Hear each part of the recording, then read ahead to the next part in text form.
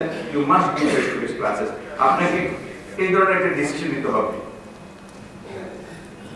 এই ফিগারটা আমি দেখাতে চাই। আপনারা কি কেউ বলতে পারবেন এখানে কি হচ্ছে? সার্জারি অপারেশন, তাই না? আচ্ছা, অ্যাকচুয়ালি এখানে সার্জারিটা হচ্ছে অন্যান্য জায়গায় সবাই দেখছে। এখানে কি হচ্ছে জানেন? এখানে অ্যাকচুয়ালি মেডিকেল স্টুডেন্টরা অপারেট করছে। এখানে দেখছেন, এখানে কিন্তু পেশেন্টসের নাক আছে। এটা হচ্ছে ফেস টু ফেস। সো এই ক্ষেত্রে যে ওরা ই-লার্নিং ইউজ করেছে instructional studies and instructional demonstration, ওরা ভিডিও কনফারেন্সিং করেছে। কিন্তু আমি জানি, আমি এত খেলাধুলা করে হাত পা আমার অনেক জোড়া ভাঙা। আমার ওয়াইফ সবসময় দুষ্টামি করে বলে আমার জন্য একটা ই বেদিং বডি পার্টস কিনতে হবে। আমি এত সার্জারি দেখেছি। So I would not go to a surgeon who got MD or MBBS from a virtual university. আমি চাই আমার ডাক্তারে রক্ত ধরবে, পেশেন্টের কথা বলবে, আমাকে মেক মি ফিল গুড। তো তার মানে not everything can be online and virtual. তবে আমি যখন সার্জারি করবে, rest of the world can see it how is done. কিন্তু যদি ছাত্ররা, শিক্ষার্থীরা যখন করতে হবে, তাদের ব্লাড টাচ করতে হবে। They have to understand the environment. So it is not only e-learning, it's called blended learning. আপনারা বুঝতে পেরেছেন? আচ্ছা, এটা যদি বুঝতে পারেন তাহলে আমার জন্য লাইফটা একটু ইজিয়ার হবে। তাহলে আমি একটু মুভ করি ফাস্টার। এই প্রত্যেকটা ক্যাটাগরিতে একটা একটা ইয়ে আছে। তো একটা ক্যাটাগরি আপনাকে আমি দেখাচ্ছি। আচ্ছা, এটা দেখেন। এই যে সারা পৃথিবীতে আপনি যখন অনলাইনে একটা কোর্স দিচ্ছেন, এটা কিন্তু অফার সব দেশে অফার করা যায় এটা। তো মনে করেন এক এক জায়গায় এক এক ধরনের সময়। আচ্ছা, এটা বলি, আমি যদি আমেরিকা থেকে ক্লাসটা করাই এবং আমি চ্যাট ডিসকাশন করো, আমি থাকবো হয়তো 8 in the morning, even America দিতে হবে 5টা, সকাল 5টা হাওয়াইতে। তাহলে যে জিওগ্রাফিক লোকেশন আমি ওরকম কোনো সিনক্রোনাইজ করতে পারবো না। তা আপনি বলছেন আমি তো বাংলাদেশে, আমি তো টাইম একই রকম।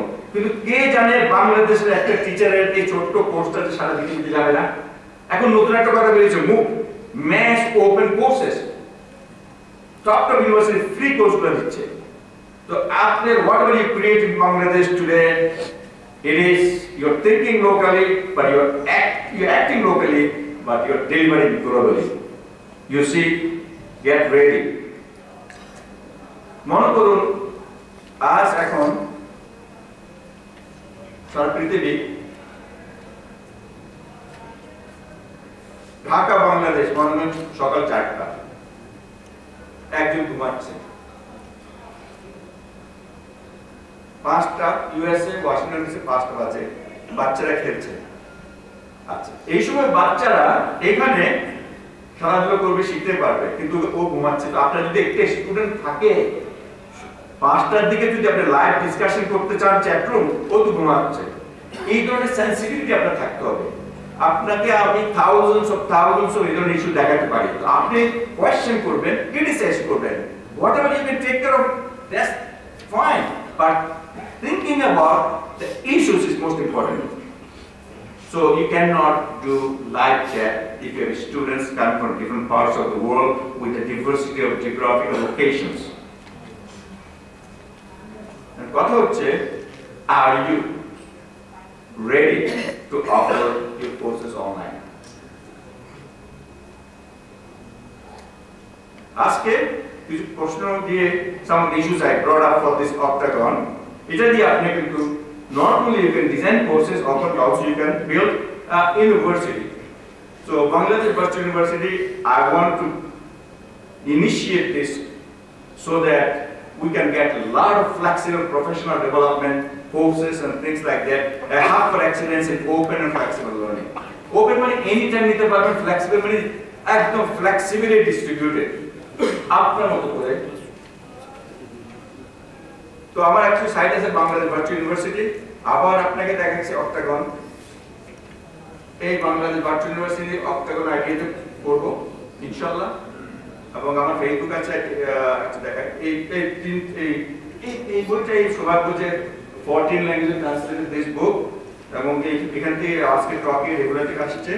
আরেকটা বই আমার নেই, এই বছর আরেকটা বই বের হয়েছে, বইগুলো খুব ভারী ভারী হচ্ছে, এই বইটা এই বছর বের হয়েছে, সো আরো বের হচ্ছে, তো ইনশাআল্লাহ দোয়া করবেন। আর এখন announcement, we are trying to do a new book by meaningfully learning, ই-শিক্ষা এই প্রশিক্ষণ, আপনারা একটু খোঁজখবর নেবেন এবং আমরা এখানে পোটেনশিয়াল পাবলিশিং অপরচুনিটি আছে এখানে, আর এটা বাংলা হবে, আমাদের নববাজন এবং আমাদের প্রিয় অনিল ভাই এটার ট্রান্সলেশন করবে। তাই মনে করেন আমি বাংলা পারি না, আমিও বাংলা পারি কিন্তু আমার থেকে বেটার, এবং আমার ওনারটা খুব সুন্দর করে করতে পারবেন।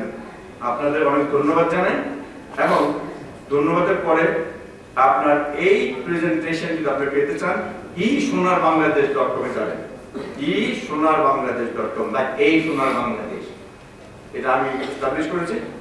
তো এইগুলো আপনাদের অনেক ধন্যবাদ, আমার খুব ভালো লেগেছে আপনাদের সাথে বাংলায় দেখতে পাবো।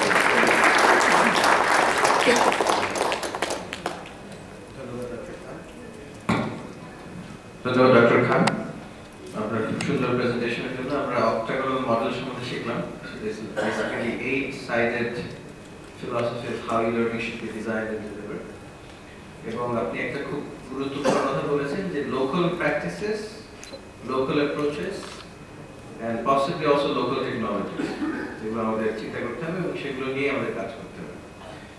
তো আমরা প্রথম প্যানেলিস্টের কাছে চলে যাব এখন, doctor Rajshree Dutta Kumar, vice president strategies and alliances, Mosaic network India private limited. উনি কিছুটা বাংলায় বলতে পারবেন আমার ধারণা, বাংলাতেই বলবেন।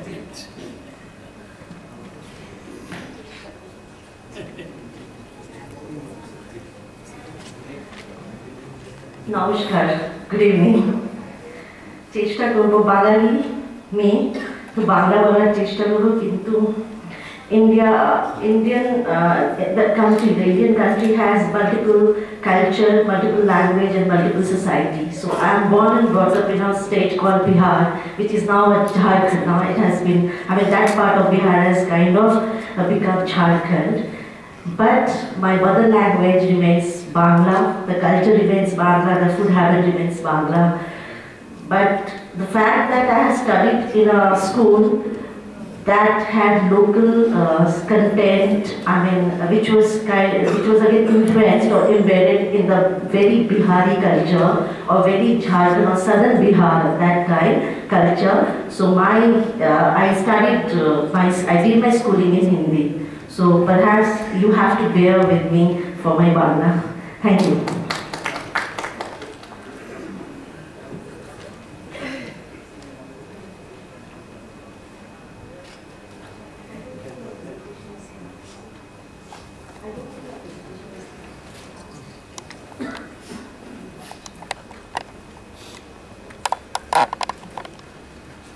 So I represent this organization called Mozaik Network India, and I don't know if the presentation has been uploaded. We are in the space of providing English language skills and employability skills for the higher education students, and for the BPO sector, for rural engineering colleges. And we are also providing with the school education segment with a complete assessment platform. But I am not here to talk about the organization. Of course, a brief presentation is definitely there, but we may choose to skip that. But I thought I'll just share what we are doing, very random slides that I could manage to create. So we'll try and talk something about what is happening in the Indian context. And since be it Bangladesh or India, we belong to the South Asian community, our challenge is almost similar. Our Indian government major thrust is basically to build the skill sector, the skill development and the vocational education. So I've just tried to jot down a few information for your perusal and reference, and we may have questions. Yeah. So the topic is basically opportunities beyond classroom, bridging the knowledge and opportunity gap. আমাদের দেশে যে সমস্যাটা আমরা খুব বেশি feel করি, that there is a huge disconnect between the curriculum that is taught at the school level or higher education level and the requirements that we have at the industry level is very, I mean, there's a huge gap. So how do we bridge that gap? So we thought, why not we create some skills which can be called, which can be bridging the knowledge and opportunity gap. So the knowledge is what we get when we are studying in a formal establishment like higher education institution or colleges or schools, and the opportunity that is given to us by the industry. So how do we bridge that gap? So that was the content that I thought I would be able to carry my slides on, but I don't know if I've been able to just do justice to that. So a brief overview. Education in India is basically, India has a federal government structure. So as a result, education is a state subject as well as central subject. Central government education is a very critical subject. At the same time, state level of education state governments, they are very serious about it. Federal structure is this is again my personal opinion. Education state and government state center missing a gap reason government central government level policies state government level policy implementation, of course, the state has to do. Central government কিছু budget allocation দেয়, কিছু resources দেবে, কিন্তু state government কে করতে হবে। তো state governments এর একটা plea থাকে ইন্ডিয়াতে কি central level এ যদি policy বানানো হচ্ছে, then they have to take the state governments also into consideration, which they find that they are not taken into consideration. So that's again, I mean, that's where we are actually struggling. We are trying to bridge the gap between the state government aspirations as well as the central government performance or their policy initiatives. So as I've already mentioned that we have a diverse society and culture, so we have elementary education, secondary education, higher adult education, technical and vocational education. But then coming to the higher education segment, we have 42 central universities, and I don't want to read through the slides. I hope the font size is legible enough. So we have 25 state universities, and overall we have 567 universities. And we also have 112 private universities. Now what happens if we have a federal structure, that education is with the central government, education is with the state government, and no one is doing anything towards catering to the larger goal. And that's where you have 112 private universities, and I don't know by today, as of today, we may have few more. So there's an opportunity for the private universities to kind of come up and to take that ownership of giving education to the larger society. And we have huge investment, not only from the private sector but from the government, because government till date is actually providing the 80% of the expenses are being provided by the government, the central government and the state government. But still, you see 25% of our population still remains illiterate. And 50% or a high school only 7% can avail the higher, I mean they can graduate, 7% only they graduate. Kintu graduation howar pore what next? এরপরে কয়েকটা challenges শুধু আপনাদের একটুখানি trigger করার জন্য থটসগুলোকে কয়েকটা challenges লেখার চেষ্টা করেছি। The quality of education, because we have a huge number, quantity is so big, আমাদের জন্য quality of educationটা মুশকিল হয়ে যায়। গভর্নমেন্ট লেভেলে একটু মুশকিল হয়ে যায়, তাই জন্য private sector, private schools, private colleges, private ইউনিভার্সিটিজের রোল খুব বেশি দেখা যায়, লোকেদের রিলায়েন্স প্রাইভেট ইউনিভার্সিটিজের উপরে অনেক বেশি আছে। কিন্তু private universities it has to be cost effective. 80% of the population is located in rural India. So তাদের কাছে কি অতটা ফিনান্সিয়াল মোবিলিটি থাকে কি প্রাইভেট ইউনিভার্সিটিতে পড়াতে পারবেন নিজেদের বাচ্চাদেরকে, এটা একটা সমস্যা। টিচার্স অ্যাবসেন্টিজমও আছে, আর টিচার্স যে কোয়ালিটি টিচার্স ওই সমস্যাগুলো আছে। কিন্তু এই যে as of 2001, there are 1522 degree granting engineering colleges. What I'm trying to hint at is, despite such formal establishments in huge number, there is still a need for us to have, for us to have Indira Gandhi National Open University or National Institute of Open Schooling or many state universities, state open universities that we have in India. Because the number is very high and challenges are there, the social challenges, the financial challenges are there. So now, because of which we have a huge scope for online education as well as e-learning. And the universities also there, they are also opting for the dual model, which is initially it was only face-to-face, but the central universities now they have opted for dual model, that is face-to-face as well as correspondence. কিন্তু correspondence being is very small there. Jehetu with the Indira Gandhi National Open University taking a very responsible role of with the Minister of HRD, which handles education in India. তারপরের দিকে এটা দেখা গেছে কি many of the responsibilities যেটা কি বলা যায় এটাকে open and distance education এর যে responsibilities টা is absolutely vested with Indira Gandhi National Open University. But we also have National Institute of Open Schooling, and there I heard that they are working very closely with the government of Bangladesh to build the open schooling system here, to arrest the dropout rates, to retain the students, and to again increase the gross enrollment ratio that we talk about. So this was just the allocation expenditure that is on education, which I thought would be necessary. Now, National Institute of Open Schooling is basically, it's again an autonomous body with the Ministry of HRD, Human Resource Development, that takes care of education is with that ministry.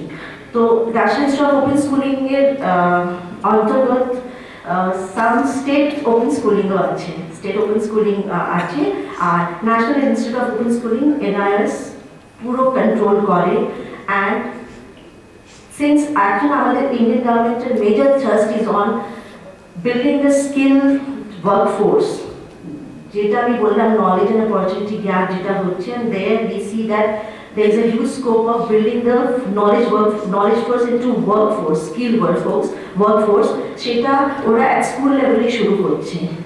As তাই জন্য NIS has lot of projects. They have Hunar projects, they have a lot of capacity building projects. They are actually building the capacity of the postmen also, and Dak Sevaks যাদেরকে বলা হয় তাদের উপরে অনেক কটা project হচ্ছে. IGNOU, and again IGNOU is the largest open university system in the world, and it has had a huge ambitious goal to attain X number of gross enrollment, in the country. And they are doing huge work, and they also have 13 or 14 state open universities under them, and they also have various learning centers. So Distance Education Council, again, now there is a huge controversy with the IGNOU and Distance Education Council, so I thought I would not talk much about it, but I have heard that till there is Distance Education Council, which regulates, which controls, which takes care of all the activities pertaining to online or open and distance education so far, and it was controlled by IGNOU. Now we have been told, and we are discussing, people are discussing that DEC will become an independent autonomous body and it will be taken out of IGNOU. So that's something, and I don't want to cut a sorry face at all. So distance education is, institutions have expanded at a very rapid rate, but most of these institutions need an upgradation in their standards and performance. There is a large proliferation of courses covered by distance mode without adequate infrastructure, both human and physical. IGNOU programs যেটা কি gross enrollment ratio টা কি করে মানুষ increase করতে পারে. So they started some innovative models. They started this concept called community college, which is absolutely US concept, but they got it here in India. We got it in India, and government has supported them big time. And so what they have done, they have also, and this is again a PPP sort of model, wherein the private colleges, the private institutions, the training institutes, they are partnering with IGNOU, and they are trying to have as many students from the lesser privileged, strata of the society getting enrolled in the system. So as a result, this institutes, these training centers, they provide training, and IGNOU gives them that academic certification. which is required. So Gyandeep is also one of the models, and the Telecenter Academy is also, they are just trying to, these are the few programs, the innovative models that they have used to increase the gross enrollment ratio.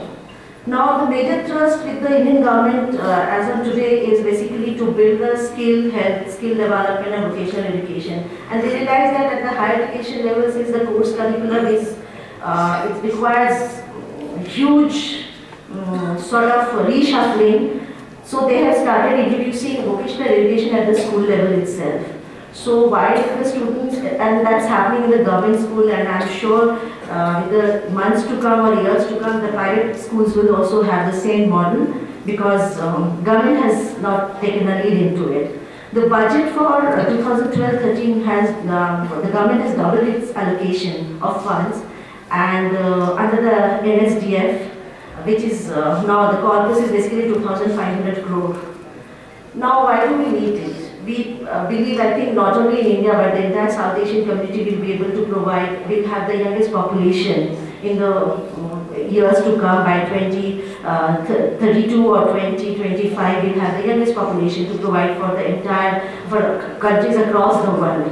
To start, 70 million new jobs have to be created. The government wants to generate that much of jobs, not only for of course for India, 70 million but anticipation is कि जो the global population aging thake, then who is going to provide for the workforce, the human resource? Countries like India, Bangladesh, Pakistan, perhaps Indonesia will have the youngest population, so will be provided them. So it's better that we prepare ourselves for the challenges that we may have to face in the years to come. So they have generated around 70 million, they have proposed to generate 70 million jobs, and NSDF, NSDM, NSDC, this sort of councils, missions, these independent entities within the government, attached with the government, have already been formed, and more than 100 million young population will be added to the workforce in the coming decades, and we have that demographic dividend, we have that advantage because our population is anyway way too high. We need to engage with them, we need to engage with them gainfully, meaningfully, and we have to employ them also. But then we have to work towards it. So how do we do it? And these are the sectors with the advent of policy liberalization. 75% of these jobs would require sector and skill-specific trained workforce. Further, 90% of the jobs in India are skill-based, while only 6% of Indian workforce receives any form of vocational training. So hence, there is a huge need for having those training institutes or training skills or training establishments, and which is the government is already geared up, and they have also identified few high growth industries, high growth sectors. As you can see in the slide, auto components, jewelry, verticals, IT, ITS, security, banking, finance, media, and everywhere, retail, tourism. These are the high growth sector that the government has already identified. There are 24 high growth centers, and what the government has done, we have identified 17 ministries. So the training is not the responsibility of only the Ministry of HRD, but training has to be done with the Ministry of Rural Development, Urban Development, and Ministry of Labour and Employment, Ministry of Information Technology. So each of these industries, each of these ministries, they have a kind of, they have been given some targeted numbers, so they will have to train this X number of individuals by the year 2025. Yeah. Yes. So I'll just talk very briefly about now where I'm coming from. Basically, there is a skill shortage, there is a need to have some sort of skill intervention. And we are here to provide not only, we are not providing specific domain skills, we are here to provide skills that are required across all the sectors, across all the domains.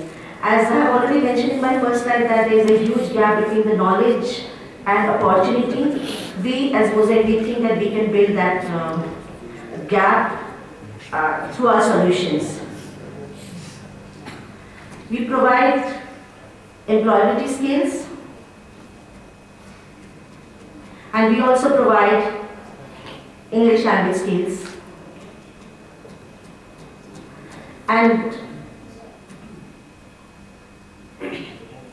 And like other companies, we also have these features. And we don't teach the basic components or features of English. We are teaching what is, if there is a cup, how it can be used, how can I introduce myself. So since India has a huge BPO sector opportunity and other industries, and if we think that our workforce will go out of the country to help the other countries and to generate also some revenue for themselves, for the prosperity of the society, we think they also need to have some sort of finesse, sophistication, and that's where we intervene. So I'll just close it here. And Sir, Professor Khan, he has actually pretty much explained it very exhaustively, and we are also working on the similar framework that you have actually perhaps not all the components that have been taken, the octagonal one, but we are taking the maximum components that you have talked